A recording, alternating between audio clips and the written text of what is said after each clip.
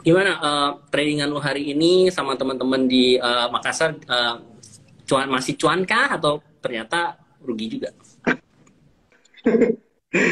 Untuk hari ini memang agak parah ya. Cuman um, kalau kita lihat Om, itu untuk IHSG sendiri akhir-akhir ini memang agak sepi gitu. Value transaksi itu kalau kita perhatikan di market turun jauh ya, cuman di bawah 10T. Biasanya kan kisaran 15 triliun. Itu untuk awal perdagangan saja awal tahun, itu cuma 5 triliun value transaksi gitu. Untuk hari ini nilai transaksi bagus, naik jadi 9,6 triliun. Tapi IHSG itu minus 1% hari ini. Kalau Ya. lihat sih ini hari itu sesi 2 kayaknya ada sell off di saham-saham batu bara. Itu untuk batu bara sendiri itu ada negatif news sebenarnya. Itu di market newsnya itu kalau otoritas China itu lagi melakukan pembahasan. Jadi keran impor batu bara dari Australia yang selama ini di ban sudah 2 tahun itu kemungkinan bisa dibuka kembali atau dilakukan pembahasan untuk dibuka kembali. Terus sudah ada beberapa perusahaan China gitu yang kabarnya sudah siap lakukan kontrak pembelian batu bara dengan Australia. Malah katanya kontrak pembelian ini bisa langsung dilakukan atau paling cepat dilakukan di awal bulan April malah. Nah, hal ini itu dampaknya dikhawatirkan berdampak terhadap demand batubara dari Indonesia gitu. Cuman kalau untuk saran saya sih ke teman-teman, sebenarnya untuk saham coal ya, untuk lakukan action, sebenarnya nanti coba lihat atau jadikan pertimbangan dulu, itu rilis harga call price-nya ya. Call price itu yang call Newcastle gitu. Jadi sebentar kalau memang besok pagi apabila call price-nya memang turun dalam, mungkin cukup fundamental reason untuk sell off juga di saham batubara gitu. Jadi call price juga itu bisa teman-teman harus gunakan untuk jadi pertimbangan bagaimana strateginya di saham call ya. Kalau call-nya masih tinggi, sebenarnya justru harga call-nya ya, kalau call-nya masih di kisaran 390 sampai 400, nggak merosot sampai 360-an atau 320 atau malah di bawah 300, sebenarnya justru ada strategi mungkin kita buy on week malah untuk saham call-nya Oke, gitu. berarti lu ini ya short termnya. Cuman kalau misalnya gua kayak omongan mungkin analis tahun lalu gitu ya, akhir tahun lalu kan bilang kayak call mungkin masih tinggi gitu, on average selling price mungkin tahun 2023 masih tinggi. Asumsi lah masih di atas 200 sampai 250 US, itu sebenarnya juga masih lebih tinggi dibanding sebelum spike kan masih mungkin call cuma below 100 kan, 100 US per ton kan. Nah, jadi lu setuju nggak kalau misalnya jadi kayak pendapatnya ya at least sampai kuartal 1 atau kuartal 2 call masih bertahan, tapi once sudah dividen udah bagi ya seharusnya lu reduce semua energi terutama yang call ya gitu. Nah itu lu setuju nggak gitu, atau ternyata sebenarnya 2023 sampai 2024 ya masih boleh-boleh aja pegang gitu, karena kan mungkin dividen juga masih cukup gede 2024. Nah gimana tuh menurut lo? Nah, untuk call sendiri sebenarnya memang di Q1 mungkin batas maksimal ya, karena kalau kita lihat kan revenue emiten call itu masih luar biasa. Impact-nya kan masih sampai pembagian dividen nanti di kuartal 1 2023 ini. Untuk apa ya, asumsi harga call, sebenarnya asumsi harga call di 2023 itu di 270 lah, Bu, kalau nggak salah ya.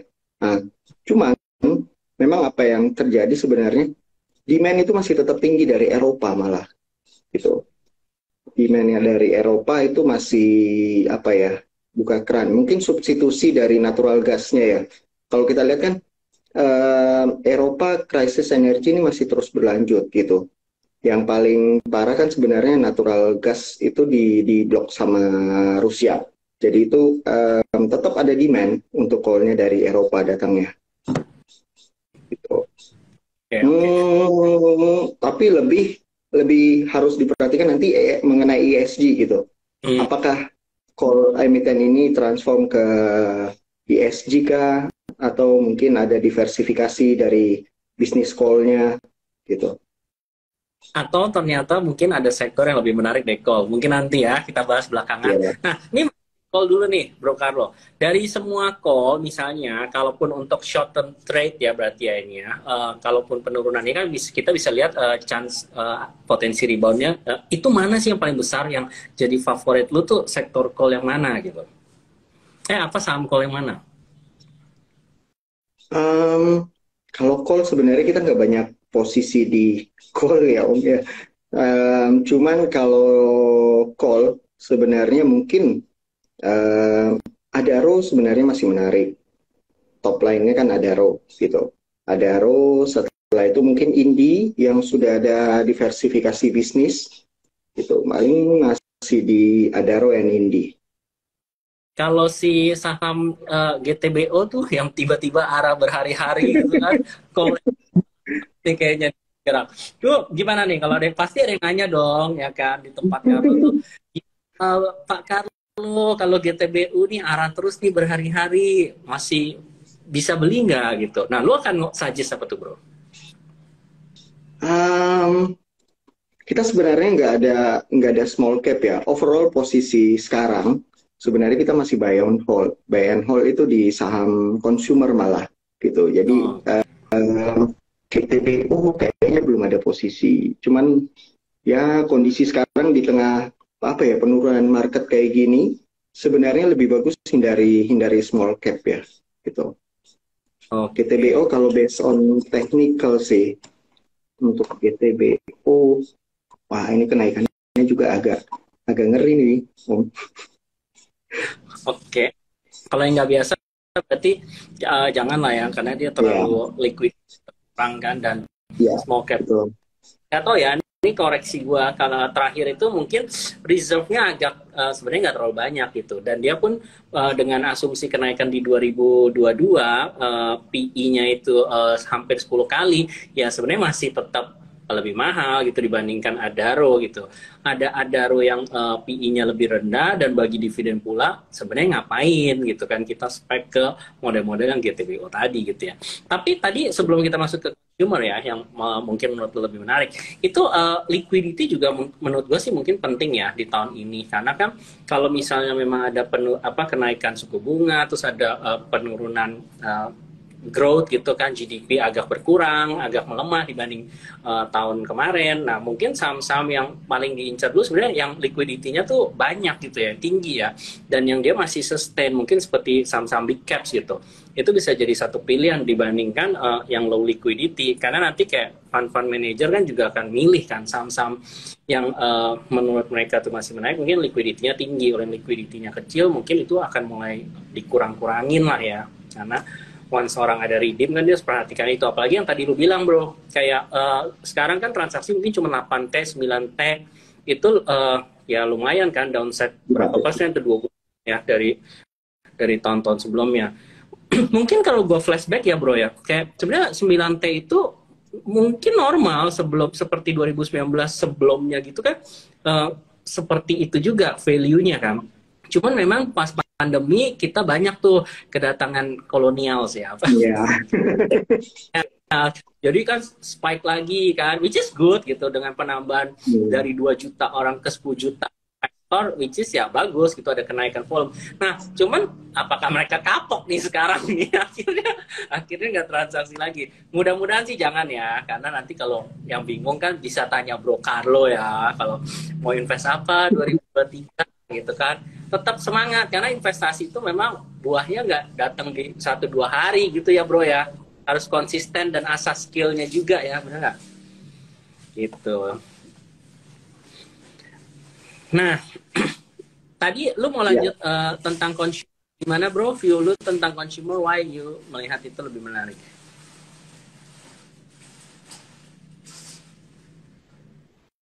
Kedengaran nggak bro? Ya, sorry.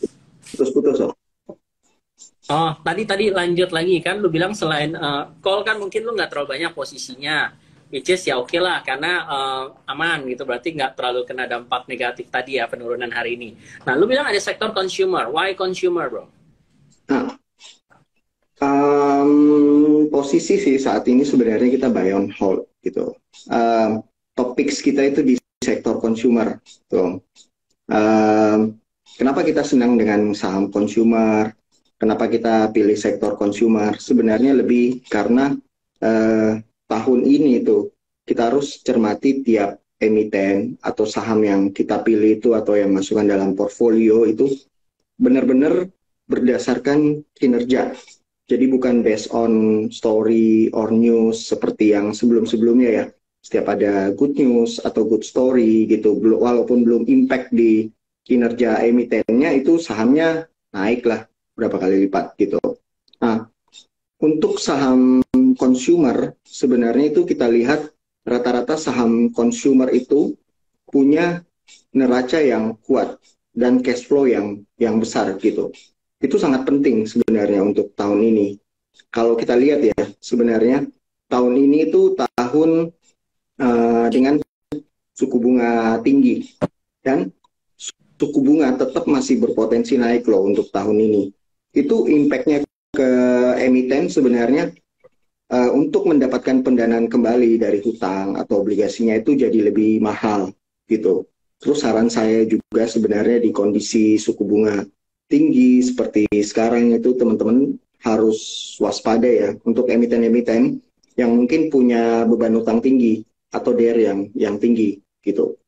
Terus ditambah lagi apabila kemungkinan terjadi resesi. Ini walaupun belum tentu ya, tahun ini ada resesi gitu, kemungkinan. Tapi apabila terjadi resesi, mungkin jalan yang ditempuh pemerintah apabila terjadi resesi ya, kemungkinan itu akan merangsang kembali tingkat konsumsi masyarakat itu dengan stimulus gitu. Nah, terus berikutnya 2023 juga itu tahun politik Om. Jadi biasanya kalau kita tahu tahun politik itu kan seperti yang sebelum-sebelumnya itu ada aliran dana ke masyarakat gitu. Inflow money inflow ke masyarakat itu juga biasanya mendorong tingkat konsumsi masyarakat gitu. So we like consumer gitu. Kalau gue sih dari urutan itu consumer ada Emyor, ICBP, KLBF, CMRI, terus Unilever. FNB semua ya. Oke, consumer yang yang big caps ya berarti ya tadi ya.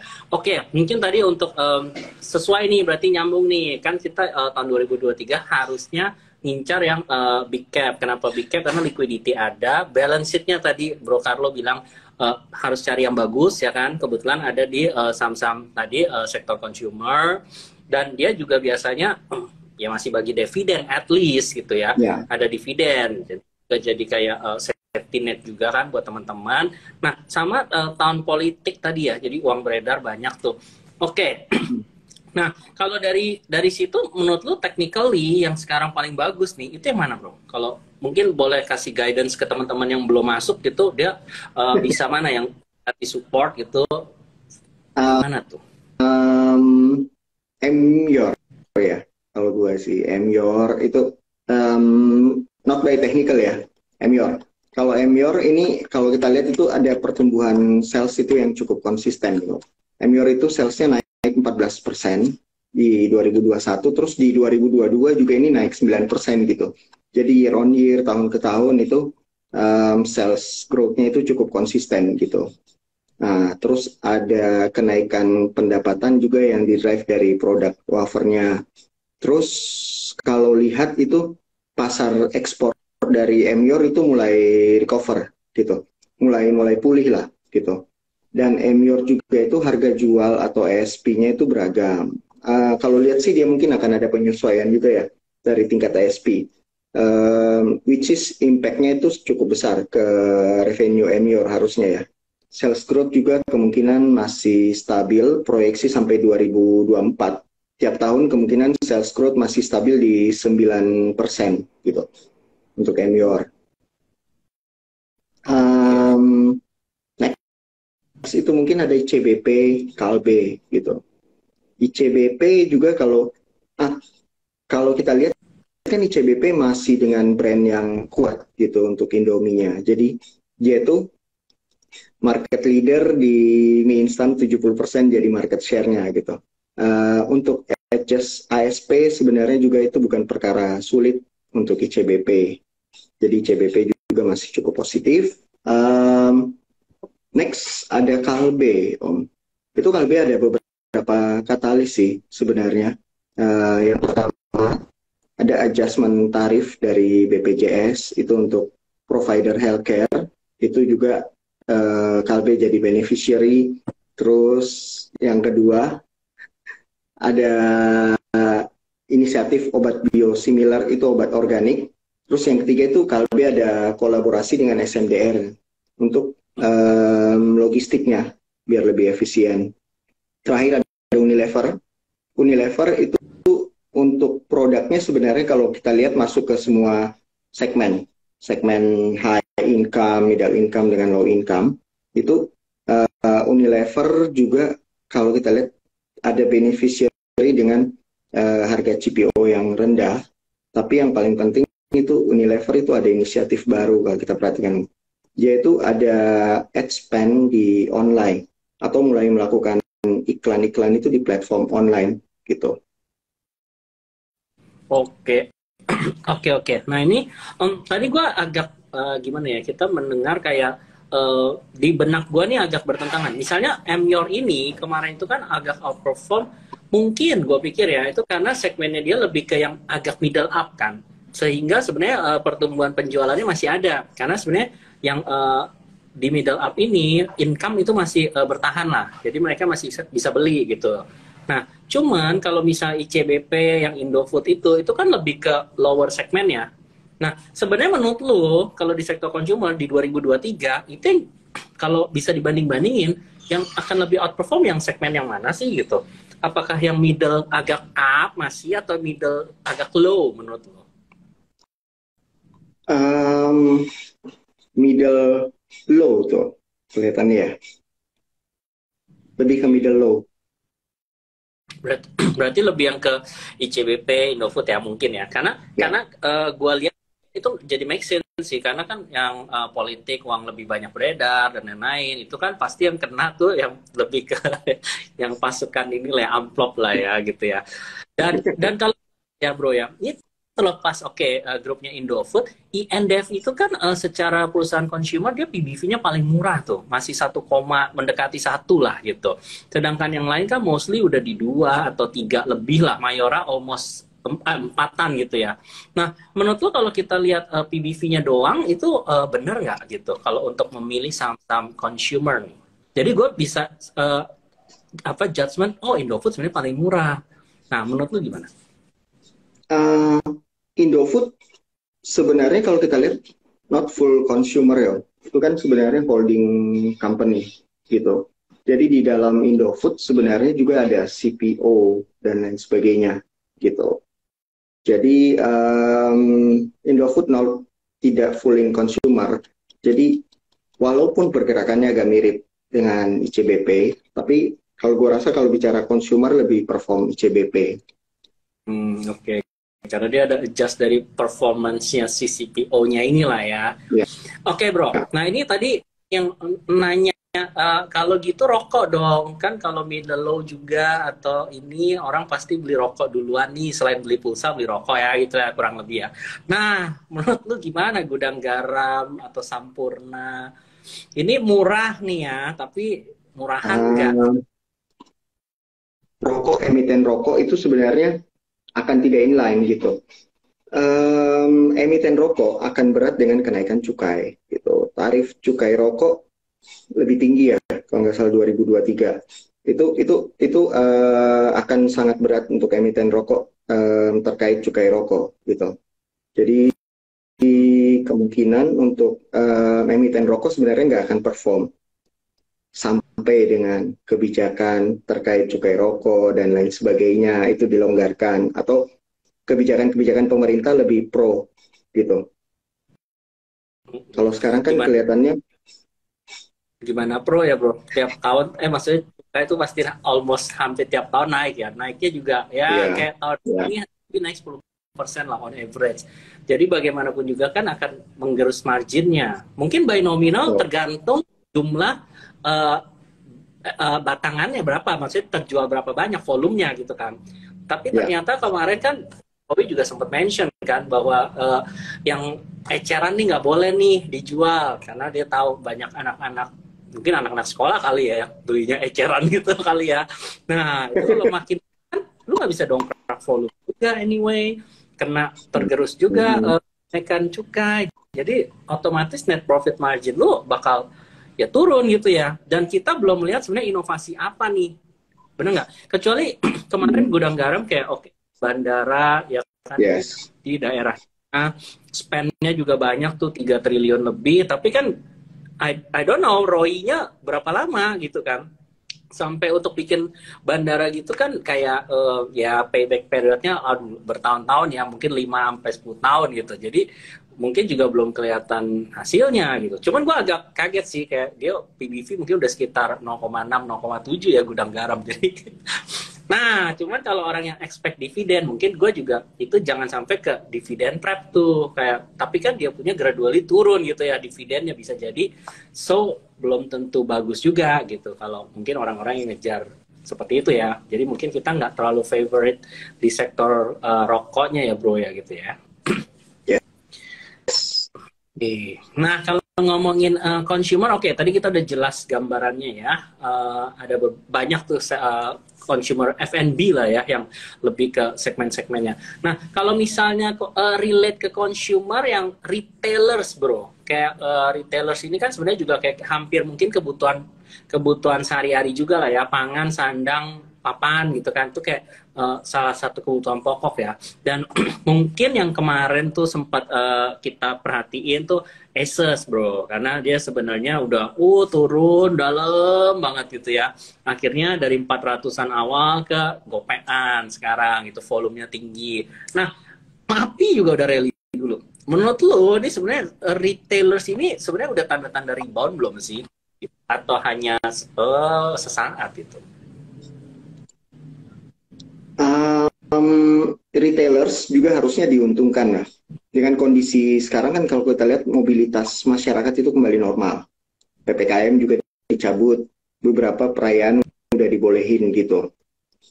Terus untuk retailers juga biasanya itu ada lonjakan sales di hari raya. Tiap event hari raya seperti Natal dengan Tahun Baru, terus nanti Imlek, itu harusnya mereka ada lonjakan sales ya.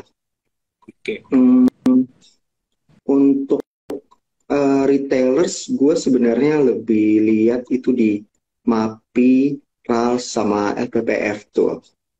Oh, oke. Kenapa Retailers bro? ya.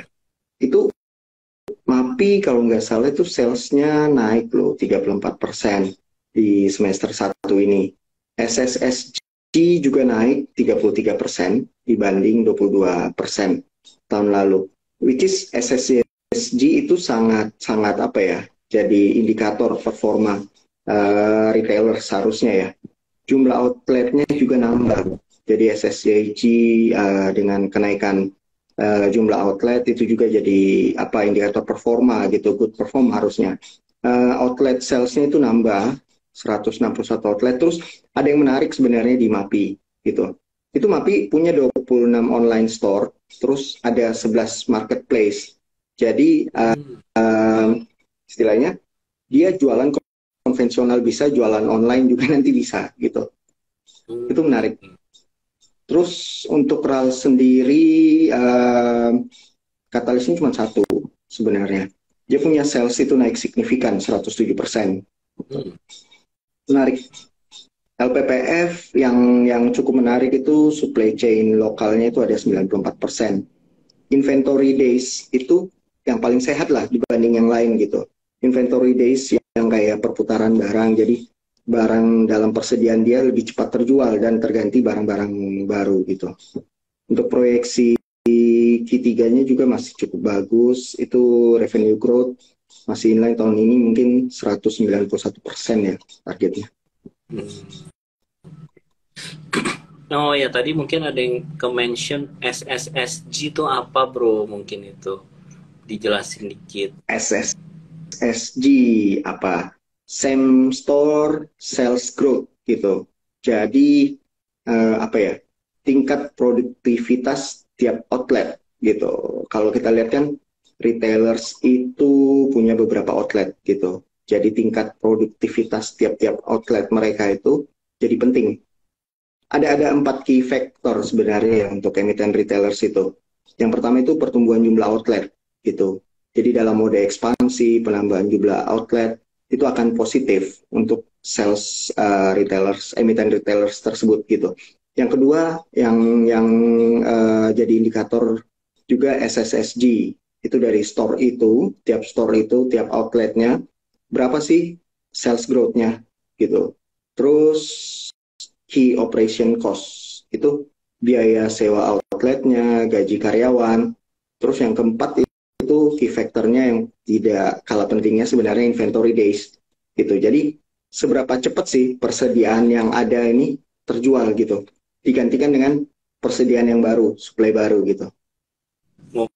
Oke, Gitu. mungkin kalau dulu kalau sewa-sewaan kan itu sempat dapat diskon ya kalau yang di mall-mall ya. Tapi mungkin gradually sekarang harganya udah agak balik lah. Kalau dari mall-mall kan udah nggak ada diskon mungkin ya. Nah, cuman kalau Ramayana katanya untung ya karena harga sewanya tuh ya cukup murah lah skemanya.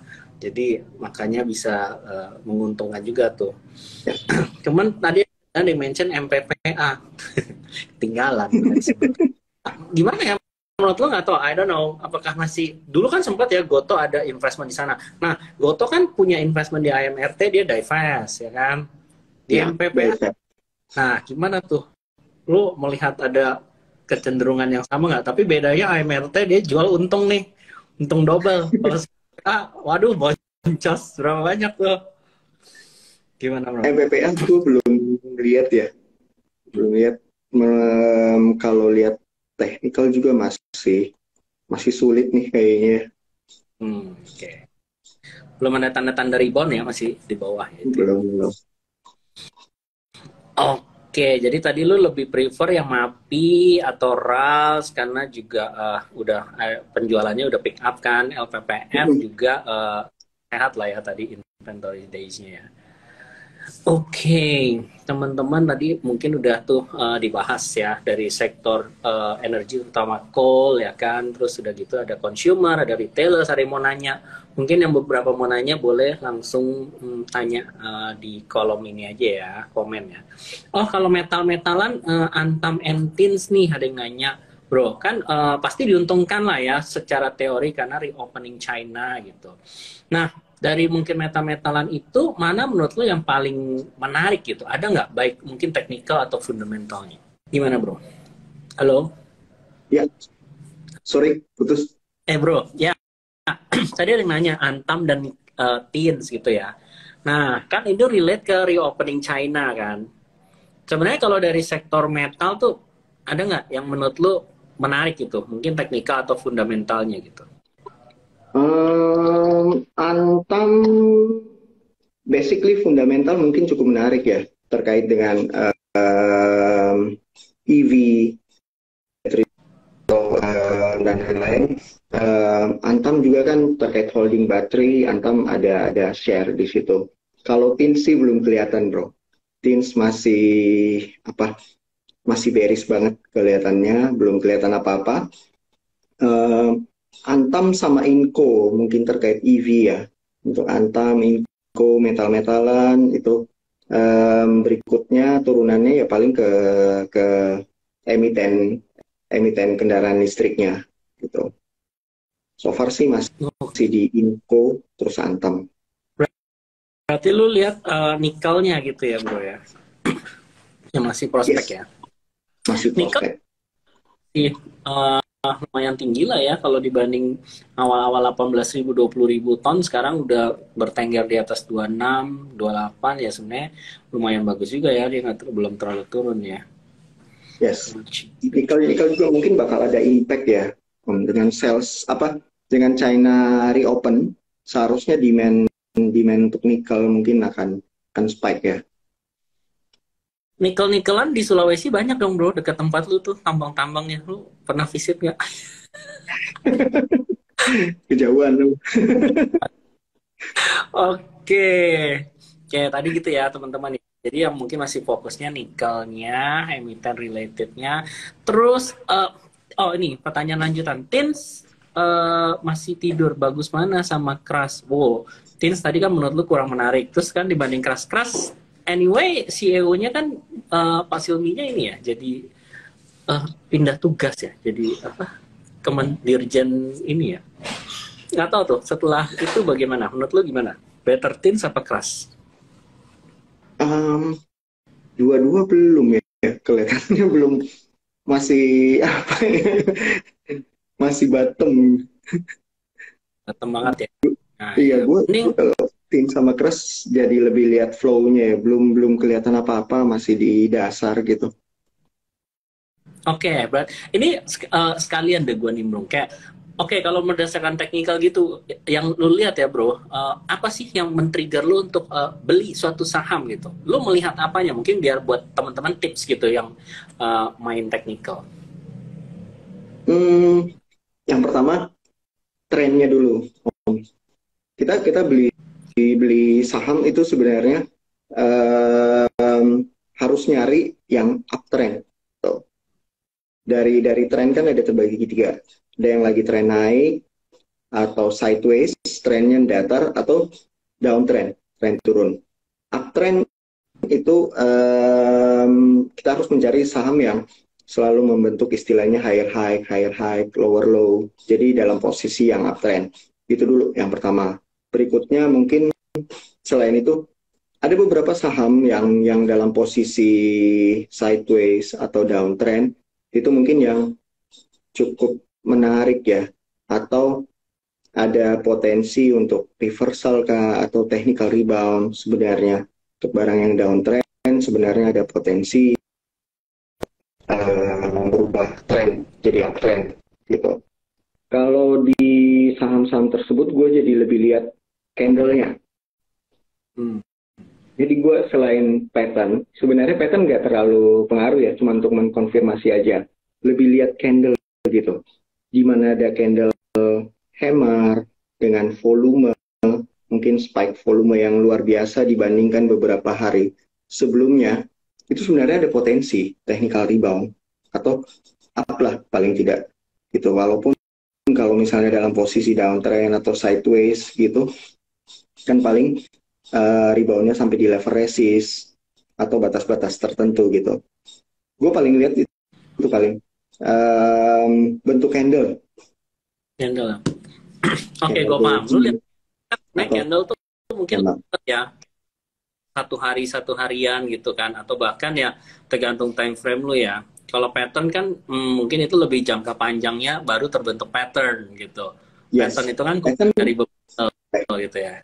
pattern untuk melengkapi sih Om.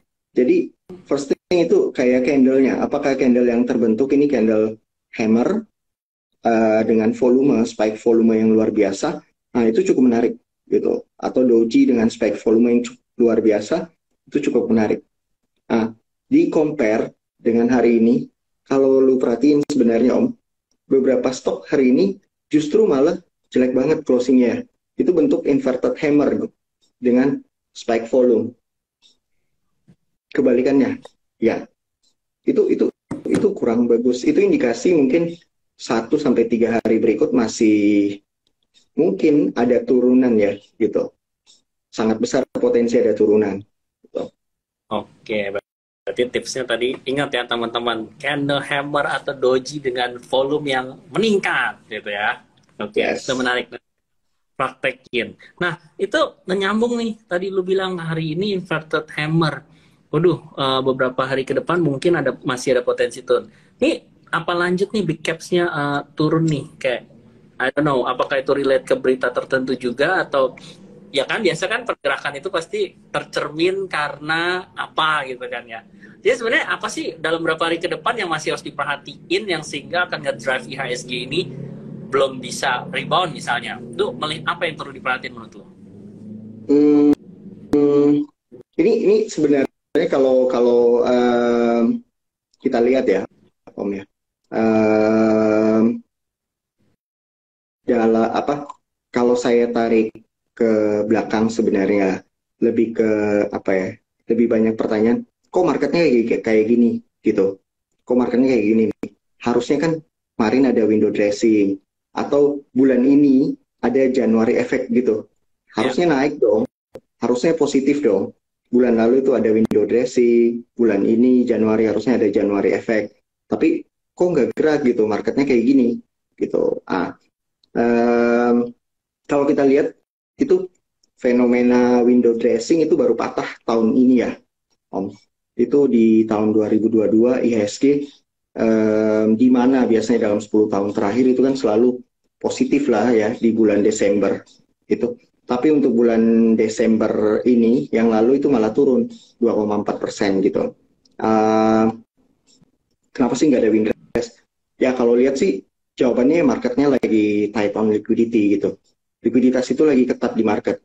Nah, kalau kita flashback ke belakang, di pertengahan Desember itu ada kenaikan suku bunga The Fed. Jadi The Fed itu menaikkan suku bunga itu jadinya 4,5%. Tapi mungkin untuk kenaikan suku bunga sebenarnya sudah apa ya, sudah di pricing kan lah oleh market. Tapi yang ada itu ada guidance atau arahan dari The Fed itu tentang kenaikan suku bunga ke depannya. Gitu. Market bereaksi negatif untuk itu. Gitu.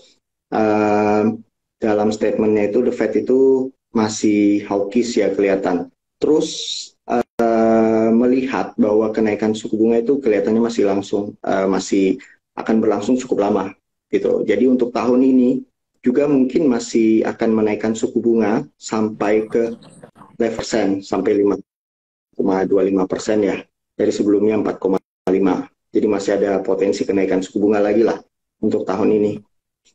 Nah, itu kenaikan suku bunga itu sebenarnya impact-nya negatif ke market tuh. Jadi lebih ke situ. Itu kenaikan suku bunga biasanya itu akan menyebabkan ada outflow, baik outflow dari equity market atau outflow dari market Indo. Itu berupa net sell asing lah, atau foreign outflow gitu.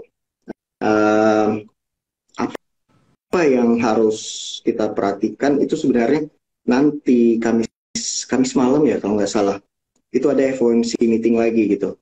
Jadi di FOMC meeting itu, di minutes meeting ini, Fed itu akan beri arahan gitu, guidance atau sikapnya gitu. Mereka itu masih hawkish atau dovish gitu. Jadi ya kalau kita lihat ya, apa ya, itu sih yang harus diperhatikan mungkin besok malam ya kalau nggak salah FOMC Ya, meeting. kalau ngomong-ngomong outflow, gue jadi melihat ya kayak beberapa saat terakhir tuh kan asing kayak hari ini aja masih net sell 500 M ya. Terus satu week itu masih net sell berapa? Hampir 3 T gitu lah ya di pasar nego. Yes. Sebulan terakhir net sell 12 T gitu. Ya 3 bulan terakhir 20 T gitu. Dari yang sempat net buy kan 70-an T. Sebenarnya kayak apa ya, kalau misalnya globally kita kan consider biasanya, ini gue melengkapi ya, kayak yang mungkin the Fed udah naik berapa nih yieldnya di sana, sama yield kita yang 10 tahunan itu mostly mungkin sekitar 4% gapnya gitu. Jadi kalau misalnya di sana berapa? Terakhir kan di sana 4,5 ya bro ya, yang the Fed itu kan. Nah, ya harusnya di sini mungkin udah kepala mendekati 8 sehingga itu bisa menahan outflow. Tapi since di sini kita masih 7 gitu kan. Nah, itu makanya yang menyebabkan dan lebih menarik, memungkinkan adanya tetap outflow gitu, walaupun nggak semua pasti outflow gitu kan ya. Yes. Itu yang harus dijaga juga tuh sama BI, apalagi kalau BI ke depannya mungkin naiknya hanya 25 gitu kan, karena kondisi inflasi terjaga. Nah itu tiba-tiba di sana inflasi Amerika masih 7%-an kan.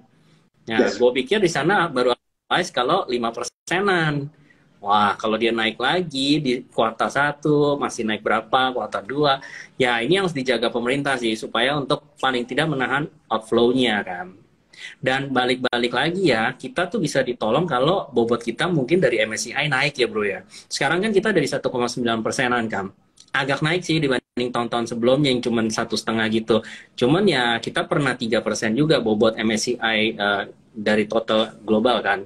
Nah, kalau itu naik, itu baru mungkin bisa menolong ada inflow, right? Itu yang belum kejadian nih. Kalau misalnya dia ada inflow, ya kenapa bisa bobotnya tinggi? Tentu itu balik lagi karena defisitnya, apanya, itu semua harus terjaga juga tuh. Yes. Jadi ya ini masih berharap aja teman-teman jadi tahu kan, oke kalau patokannya gapnya udah 4% berarti udah mungkin udah maksimum outflow-nya. Kalau MSCI naik berarti ada inflow, ya kita tinggal menunggu aja. Itu kan hanya batasan-batasannya ya. Tinggal mana yang kejadian nanti itu yang bisa ngedrive. Kalau ada inflow ya balik lagi ke big cap aja ya bro ya. Maksudnya nggak pusing, Yes. itu yang akan jadi pilihan. Benar nggak? Inflow sudah pasti di big cap lah ya. Hmm. Kalau nggak mau pusing ya big cap kayak aja. BCA kan bobot paling tinggi saat ini ya. Sudah pasti BCA ya. Nah, tapi kalau ngomongin inflasi bro, itu target inflasi The Fed itu jauh loh di bawah 2% gitu. Target inflasinya The Fed. Jadi The Fed ini saat ini ya masih cukup agresif gitu. Kalau kita lihat kan angka inflasi Amerika kan yang paling tinggi di Juni ya, 9,1. Saat ini turun di 7,1 gitu. Tapi itu masih sangat jauh dari target inflasinya The Fed di 2% gitu. Penyebabnya ya yang pertama harga energi dengan komoditi yang cukup tinggi gitu sebenarnya. Kalau lihat kan ada intervensi juga di oil price-nya, tapi nggak tahu ya sejauh mana nih oil caps-nya bisa berjalan dan Rusia gimana sikapnya gitu. Terus berikutnya itu kelihatannya di data data tenaga kerja gitu, unemployment rate-nya gitu.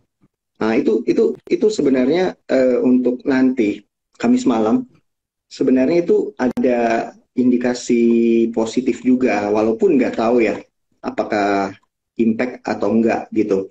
Karena ada data unemployment rate itu untuk Desember itu tetap di 3,7%. Jadi itu nggak membaik loh. Gitu. Sebenarnya angka yang nggak membaik itu positif gitu. Karena indikasinya ini apabila membaik itu tingkat inflasi itu masih tinggi gitu. Jadi tapi tetap kita masih harus lihat lagi lah kira-kira The Fed sikapnya gimana. Jadi kalau apabila The Fed-nya tetap masih hawkish ya kemungkinan market masih tight on liquidity guys sekarang, likuiditas ketat atau malah ada sell off gitu, nggak jadi ada Januari efek kok. Sedih sekali. Oke. Jadi kubu yang mana bro, yang The Fed itu mulai menurunkan Fed rate di tahun ini apa tahun depan baru kejadian penurunan The Fed-nya? Lu kubu yang mana? Kalau lihat ya, gue kubunya Om Fahrul.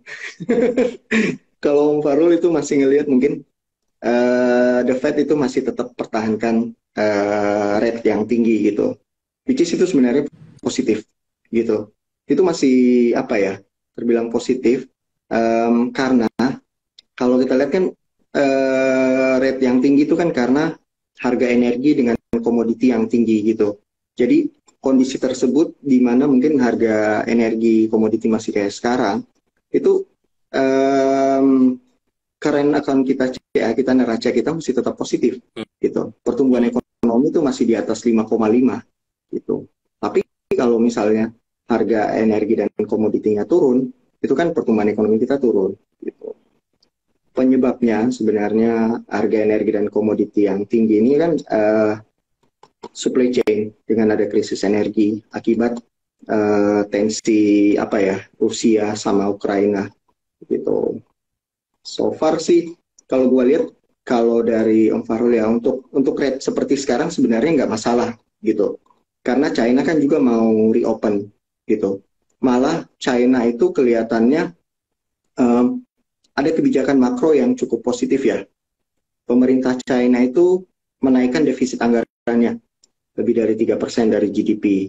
Itu untuk stimulasi pertumbuhan ekonomi di negaranya. Itu akan jadi sinyal positif sebenarnya untuk financial market. Jadinya China itu akan agresif dalam fiskalnya gitu. Berarti China itu akan menyerap lebih banyak permintaan lah ya dari luar negeri, terus bangun surplus di sektor swasta domestiknya.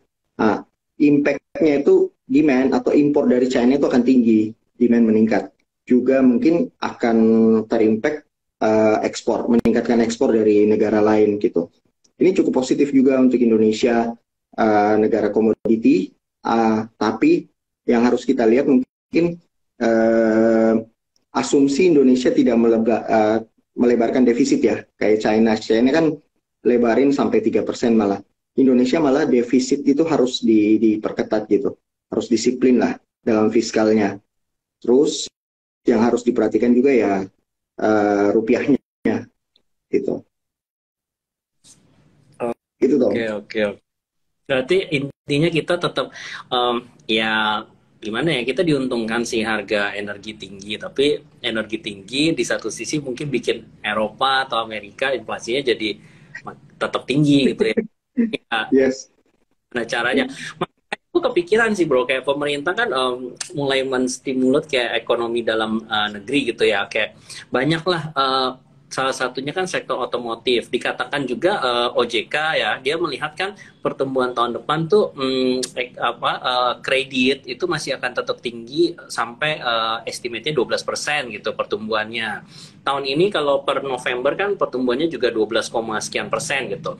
Jadi masih double digit lah kredit growth-nya, dan itu salah satunya di drive ya sektor otomotif tuh. Karena kan penjualan mungkin 3 bulan terakhir tuh udah pick up terus ya. Jadi udah dalam setahun tuh dia udah paling tinggi sektor itu juga, karena mungkin di pemerintah stimulus kayak apa, lu beli mobil listrik mau distimulus kan 80 juta, beli motor listrik mau distimulus 6 juta.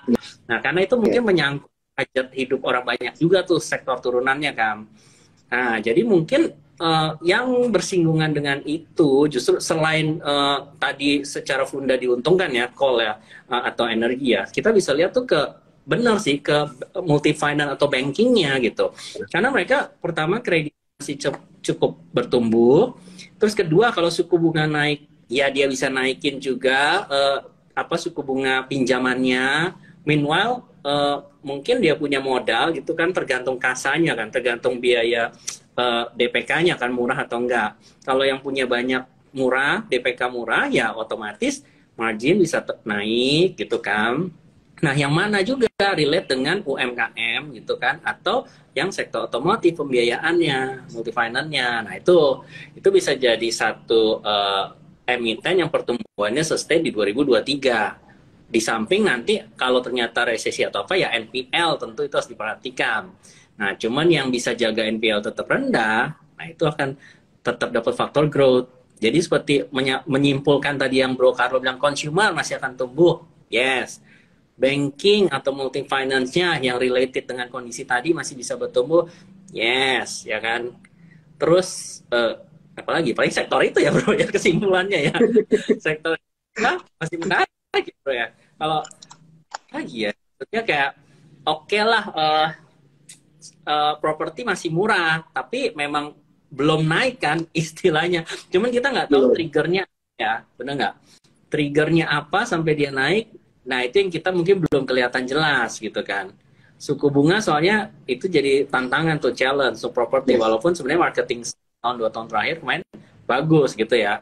Jadi itu properti masih tahu lah. Mungkin nanti next session ya kita bahas ada nggak sih properti yang menarik. Gue sih udah penasaran nih mau bahas tentang properti karena masih murah banget gitu. Nah, oke, sebelum kita lagi ya pertanyaan. Lu mau jawab pertanyaan-pertanyaan mana lagi nih? Apa nih? Apa? Sektor oil gimana tuh bro? Oil. Tadi kita ngomong coalnya. Oilnya gimana? Oil gimana? Mengingat Rusia memangkas produksi minyak dunia. Rusia itu sebenarnya nggak pangkas produksi minyak loh, produksi oilnya. Yang ada itu beberapa negara di Eropa itu buat oil caps gitu. Jadi ada pembatasan untuk harga oil. Jadi untuk import oil dari Rusia itu dibatasin di 60 kalau nggak salah ya oil caps-nya. Nah, terkait itu sebenarnya ada feedback yang lebih keras juga ya kelihatannya dari Rusia. Rusia itu kalau nggak salah udah keluarin dekret juga efektif Februari. Itu Rusia setelah dia nge-ban natural gasnya, nanti per Februari juga dia akan melakukan ban terhadap oil dari Rusia ke negara-negara Eropa. yang menerapkan oil caps gitu. Jadi harusnya sih harga oilnya masih naik ya setelah Rusia melakukan itu gitu. Jadi Rusia nggak pangkas produksi atau gimana. Dia malah normal normal aja untuk oil gitu. Cuman memang dia akan ngebanit beberapa negara Eropa yang ikut kesepakatan itu mengenai oil caps kalau nggak salah ya. Hmm. Gitu. Oke, setuju sih. Oil itu sebenarnya kalau downside-nya mungkin ya nggak terlalu dalam gitu ya. Kalau misalnya lihat Goldman Sachs kan kayak kajiannya terakhir juga average kan dia paling 10 tahun terakhir ya serendah-rendahnya $65, $70. Tapi kalaupun chance naik bisa ke 100 dolar gitu. Sekarang kan oil di berapa? 78, 80 gitu ya. Yes, Jadi sebenarnya 77, 80. upside-nya ya mungkin mungkin emiten minyak lo ada yang ngeliat menarik nggak kayak Elsa sih murah ya, tapi ya related maksudnya to oil gitulah ya. Medco, Medco juga ya. Lu pasti demen Medco ya, bro. Lu boleh share Medco, dikit nggak? Wah, ya, Medco cukup menarik sih Om kalau gue lihat ya. Medco dari tren, terus apa ya, sensitive oil price gitu. Terus Medco juga kalau nggak salah dalam waktu dekat mungkin ada anak perusahaannya yang mau IPO, Aman Mineral. Itu cukup positif juga sebenarnya untuk Medco. oke, makanya kita mungkin kalau teman-teman mau baca kajian lengkapnya tentang Medco, kita riset sudah sempat ya. Yes. Kalau teman-teman tinggal itu di kalau punya apps Terima di bagian research gitu nanti yang pilih company company fokus gitu pilih Medco. Kita target price kita berapa, bro? Gue lupa tadi. 100 untuk Medco, Oh ya right? ya. Tuh. Nah, oke. Kalau kalau ini ada yang apa? Oh, MPMX dividen gede net income masih. Iya, cash Nah, equivalent per Pemex share. saham dulu Om. Lo cash equivalent Rp440. Kalau dia mau bagi dividen 200 perak aja masih setengah ya kan. Dan memang harus cari yang kalau dia jualan EV motor ke depannya ya let's see gitu. Memang harus gitu sih sesuai strateginya research ya kan kayak kita harus cari yang balance sheet-nya strong di 2023 tapi at the same time dia masih bisa menunjukkan growth. Nah, saham apa itu? Nah, itu pasti sustain di tahun 2023. Jadi kalau teman-teman bilang gorengan masih rame, iya betul sih. Karena pasti setiap saat ada gorengan, bener nggak? Ada aja saham gorengan yang main, bener. Cuman mana yang sustain? Itu kata kuncinya, bener nggak? Makanya pilih yang tadi Tuh. balance sheet masih ada potensi growth. Nah, kebanyakan itu juga salah satunya ya di big cap lah. Kalau big cap lebih cenderung seperti itu gitu, ya kan? Kalau small cap, medium capnya kita harus lebih selektif. Mana yang dapat sentimen atau katalis juga gitu dalam waktu dekat. Benar nggak? Oke bro, mungkin sebelum kita tutup, lu mau ada apa kalimat penutup gitu ke teman-teman gitu? Oke. Saran saya buat teman-teman ya, untuk kondisi saat ini, sebaiknya itu teman-teman mulai terbiasa untuk investasi dalam multi aset class gitu. Karena seperti kondisi saat ini loh, misalnya pasar sahamnya lebih sepi, tapi di pasar obligasi sebenarnya terbuka peluang loh untuk obligasi yang baru terbit ya. Karena kalau kita lihat obligasi yang baru terbit dengan tingkat suku bunga yang sekarang itu cukup menarik gitu. Kemarin yang sempat jadi apa ya, incaran itu kayak ST009 obligasi pemerintah itu menarik karena floating rate. Jadi sebenarnya kalau rate naik dia tetap akan naik dengan floor rate gitu, batas tertentu untuk turun. Terus obligasi korporasi juga cukup menarik loh, ada OKI atau INKP itu suku bunganya lumayan 10,5% gitu untuk tenor 3 tahun. Jadi untuk saat ini sebaiknya teman-teman itu mulai terbiasa dalam multi aset class. Itu investasi ada saham, reksadana, dan obligasi. Obligasi pun ada obligasi pemerintah dengan obligasi swasta. Gitu. Di Oh, Makassar kita ada semua loh. oke, nah teman-teman tuh yang masih bingung apa, ya boleh tuh follow Instagramnya Bro Carlo gitu ya, atau langsung mampir yang di Makassar ke kantornya Trimegah deket Pantai Losari, sekalian kan jalan-jalan tuh di sana menikmati pantai. Ya, Oke, good. Oh, thank you banget waktunya ya. Hari ini udah sharing sama teman-teman juga sekalian semua. Semoga bermanfaat. See you next time. Oke? Bye-bye, Bro Carlo. Thank you. Thank you. Bye-bye, teman-teman.